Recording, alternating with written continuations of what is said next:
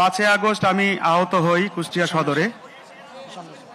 আমি দেখেছি আমার আহত ভাইদের কত রকম কষ্ট হচ্ছে অনেক ব্যাপারে।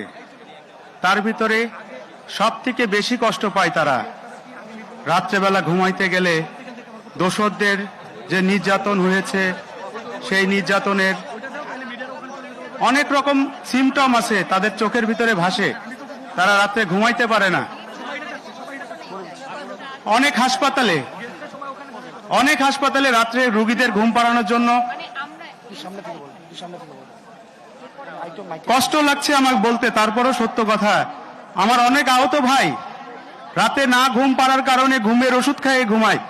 অনেক ডাক্তারের কাছে বলে যে বিগত দিনে স্বৈরাচারী সরকার আমাদের উপর যে অত্যাচার করেছে, নিপীড়ন করেছে, ওইগুলা মনে পড়লে রাতে ঘুম হয় না, আরো ঘুম হয় না। যখন আমরা ভাবি এই ফ্যাসিস্ট সরকারের বিগত দিনে বসানো অনেক জায়গার মানুষ আছে যারা আমাদের নিয়ে ভাবে না, আমাদের বিষয়ে তারা কথা বলে না, আরো ভাবে।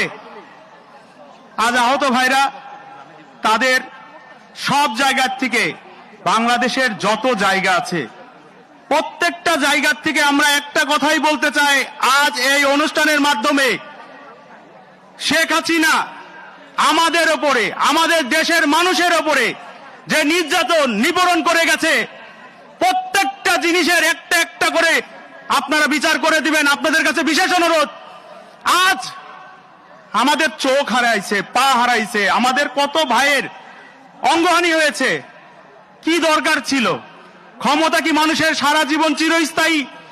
তারা কি মনে করত যে বাংলাদেশে তারাই শুধু মানুষ, আর কোনো মানুষ নেই? তারা জনগণের ওপরে কেন অত্যাচার করলো? আমি আমার জায়গা থেকে, আমি নিজে একজন আহত, আমার নিজের একজন চোখ হারাইছে, আমার চোখের ভিতরে এখনো গুলি আছে, কিন্তু আমি সবার পক্ষের থেকে একটা কথাই বলতে চাই, আমরা আহত ভাই যারা আছি আমাদের পক্ষের থেকে একটা কথাই বলতে চাই। আজ হয়তো সুযোগ হয়েছে তাই বলছি, ফ্যাসিস্ট সরকার, হাসিনা সরকারের এই অত্যাচারের বিচার খুব শর্ট টাইমে করতে হবে। আপনাদের কাছে বিশেষ করে অনুরোধ জানাচ্ছি, এখানে অনেক মানুষ বসে আছে, এখানে আমাদের বাংলাদেশের অনেক জ্ঞানী গুণী মানুষ বসে আছে, বাইরের অনেক ইনভাইটেড লোকজন আছে, সবার কাছে একটা অনুরোধই আমি করব, আমাদের বিচার করে দেন। আমাদের যে আত্মনাদ, আমাদের যে কষ্ট, এই কষ্টের জায়গা থেকে আপনাদের কাছে বিশেষ করে হাত জোর করে অনুরোধ করছি, আমাদের এই জায়গা থেকে আমাদের যে অঙ্গহানিগুলো হয়েছে, আমাদের মা বোনদের উপরে যে অত্যাচার নিপীড়নগুলো করেছে, সঠিক বিচার করুন।